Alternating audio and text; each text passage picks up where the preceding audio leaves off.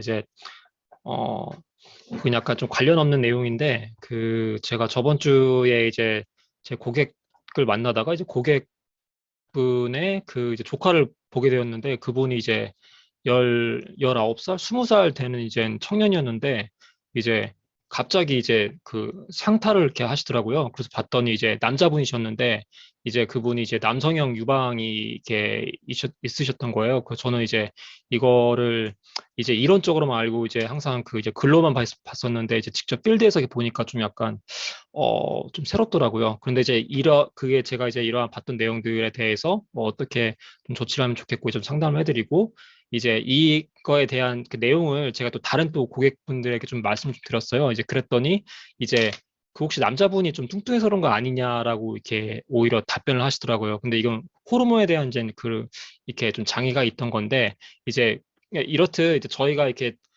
공부를 하지 않으면 정말 되게 알 것 같으면서 잘 이렇게 모르거나 또는 알아도 약간 제 잘못 아는 이제 그런 경우가 굉장히 많거든요.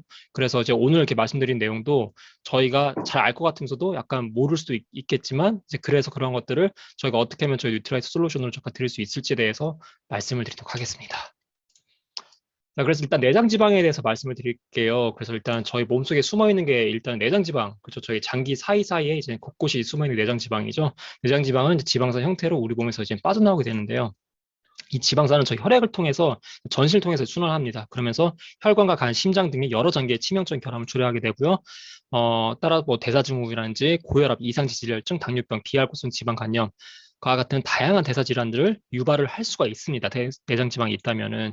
그래서 내장 지방이 계속적으로 축적된다면 우리 몸 안에서는 염증 물질을 이제 분비를 합니다. 그렇다면 이 염증 물질들은 혈관 내부 벽을 조금씩 부식시키게 됩니다. 조금씩. 그러면서 혈관 건강에 이제 위험을 초래할 수가 있습니다. 그래서 이러한 내장 지방 같은 경우는 대사증후군 위험을 무려 4.1배나 증가시키고 고혈압과 이상지질 혈증을 위험을 2배, 그리고 당뇨병 위험을 2.1배나 증가시키는 굉장히 위험한 좀 약간 상황이라고 말씀을 좀 드릴 수 있기 때문에 내장 지방은 최대한 네, 저희가 좀 약간 적대시하는 게 굉장히 좋다고 좀 말씀을 좀 드리고 싶고요. 그래서 이 지방지는 그 세 가지 방법, 네, 이것만 좀 이렇게 아셔가지고 이러한 그 키포인트를 토대로 저희가 이렇게 뭐 지인분들이나 이렇게 또는 필드 나가서 말씀을 좀 드리면 좋을 것 같다고 해서 좀 세 가지 말씀드릴게요. 첫 번째로는 탄수화물 섭취 줄이기, 다들 아실 거예요. 네, 탄수화물 섭취 줄이기. 두 번째는 단백질 섭취를 늘려야 한다. 세 번째로는 간헐적 단식입니다. 자, 그래서 탄수화물 섭취 줄이기. 탄수화물 많이 섭취하게 되면 내장 지방이 쉽게 쌓일 수가 있습니다. 탄수화물 같은 경우는 체내에서 필요량 이상을 섭취하게 되면은 그때는 이 남은 탄수화물이 지방으로 변환되어서 몸에 쌓이게 됩니다. 그래서 몸에 쌓이는 지방은 보통 장기와 장기 사이에 아까 말씀드렸던 내장 지방 형태로 쌓이게 되는 거죠. 그래서 우리 한국인의 특성상 쌀밥 주시로 하는데 이런 탄수화물이 풍부한 탄수화물과 밀가루 만들어진 면, 과자, 그리고 빵 같은 경우는 내장 지방을 늘리는 주범이기도 하죠. 그래서 이제 우리 이제 선조들은 먹는 밥량이 현대인에 대비해서 굉장히 많습니다. 하지만 이제 현대 사회는 정제된 흰쌀밥을 많이 먹죠. 하지만 이제 옛날 선조분들은 뭐 흰쌀밥을 먹지 않고 보통 보리밥 같은 섬유질이 굉장히 풍부한 식단을 이렇게 먹었던 거죠. 어, 그래서 현대인 쌀밥 같은 경우 정제 설탕을 먹는 거와 거의 약 비슷하다고 좀 보시면 되겠는데요. 그래서 현대 시대에는 또한 설탕과 더불어서 액상과당과 같은 다양한 정제 당으로 인해서 많은 문제, 굉장히 많은 문제를 겪고 있습니다. 그래서 이 설탕과 액상과당의 과량 섭취 같은 경우는 우리 몸의 중성지방 수치를 상승시키게 되고 내장지방 함량도 증가시키게 됩니다. 따라서 아까 말씀드렸던 탄수화물 저하를 할 수 있게끔 이제 해주는 게 저희 솔루션으로 뉴트라이트에서 바로 슬림팩이 있죠. 그래서 슬림팩 같은 경우는 이게 크게 이제 CLA와 슬림 스마트가 있는데 CLA 같은 경우는 이제 체지방 감소에 도움을 주고 이 슬림 스마트 같은 경우는 탄수화물 자체가 지방으로 변환되는 걸 이제 막아주기 때문에 이러한 좋은 솔루션이 있다라고 말씀을 좀 주시면 좋을 것 같고요. 단백질 섭취 늘리기 같은 경우는 이제 저희 지방 같은 경우는 되게 빠지기 되게 힘든 물질입니다. 이게 되게 연소하기 되게 힘든 물질인데 가장 나중에 사용되는 물질이거든요. 그래서 이 지방이 우리 몸에서 연소되기 쉽게 하려면은 우선 기초대사량을 이제 높여야 합니다. 기초대사량을 높이기 위해서는 이제 체내 근육 함량을 이제 높이셔야 하는데요. 체내 근육량을 늘리기 위해서는 우선적으로 되게 질 좋은 단백질 섭취가 필요한 거죠. 단백질 섭취 같은 게 몸무게 1kg당 1.2에서 1.5g 정도를 섭취를 해주는 게 굉장히 좋고요. 이제 단백질은 어떻게 보면 문제점이라고 한다면은 한 번에 다량의 그 이제 단백질을 섭취하는 거는 잘 저희가 하지 못합니다. 따라서 이제 하루에 몇 번 이렇게 나눠서 드시는 게 굉장히 좀 좋게 되게 좋고요.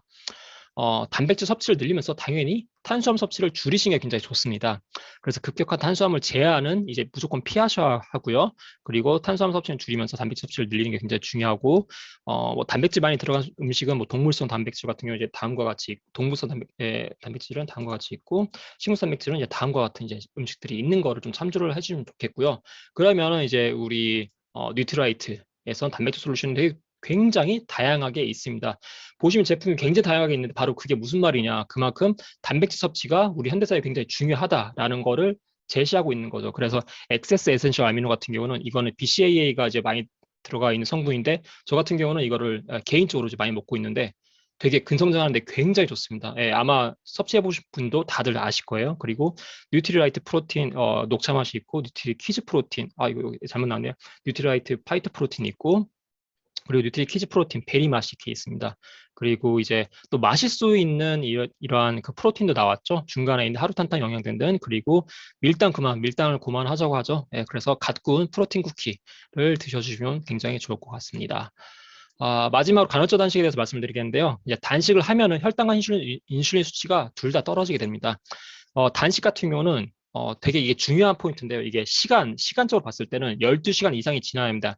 그때부터 이제 우리 몸이 지방을 합성하는 몸에서 분해를 하는 몸으로 스위칭이 됩니다. 이게 바로 스위칭해서 이게 스위치를 이제는 ON을 시켜주는데, 그래서 예를 들은다면은 뭐 저녁 식사를 오후 8시에 한 이후에 아침 식사는 8시에 해서 12시간 공복을 유지할 수가 있고요.